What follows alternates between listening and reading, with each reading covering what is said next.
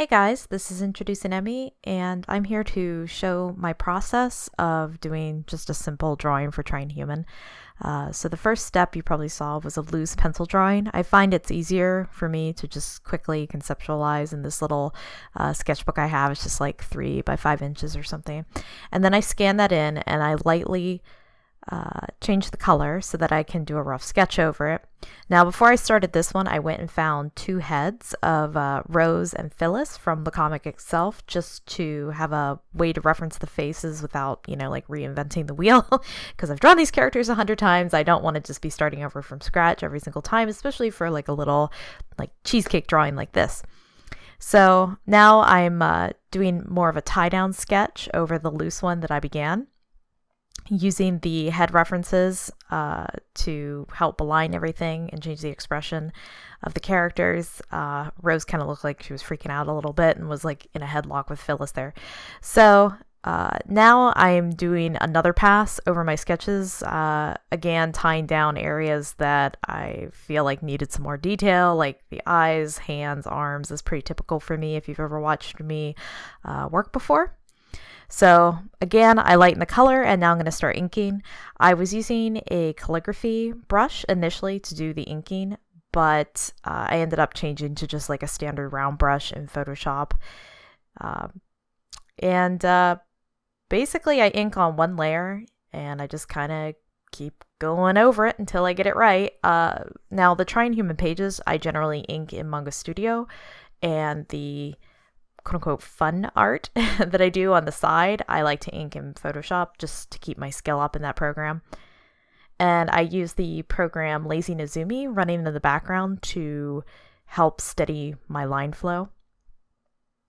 So one thing I like to do is I like to select smaller areas where I know the inking needs to kind of like go under. So the inking there had to sort of go under the bridge of her nose. So I selected that area so that it wouldn't overflow and I could still stroke the pen naturally in full long strokes.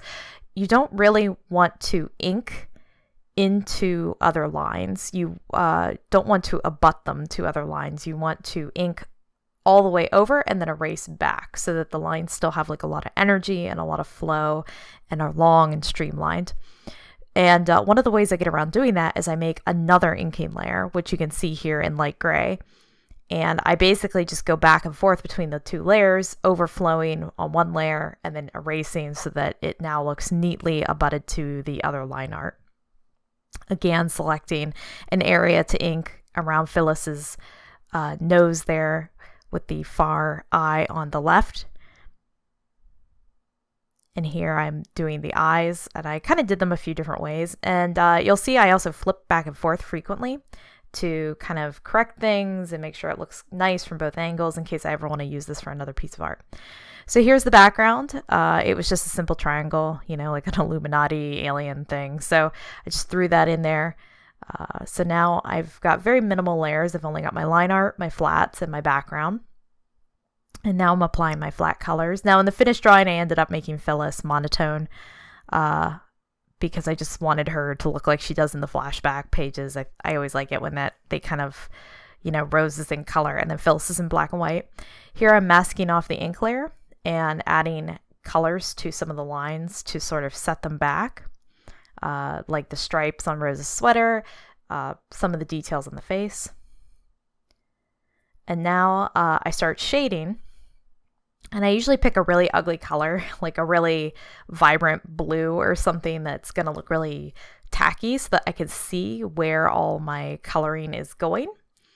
And I go around and detail everything, and it is quite ugly initially. And then what I do is, and you'll see in a second here, I'll turn all the shading black, and then I'll mask different colors onto the black shading layer. So, where I want warm colors, I would mask on, a warm palette, and where I want cool colors, like on Phyllis's green uniform or in the eyes, I'll mask on blues and greens. So I did the best I can to label my layers. So if you want to pause, you can kind of see those in more detail.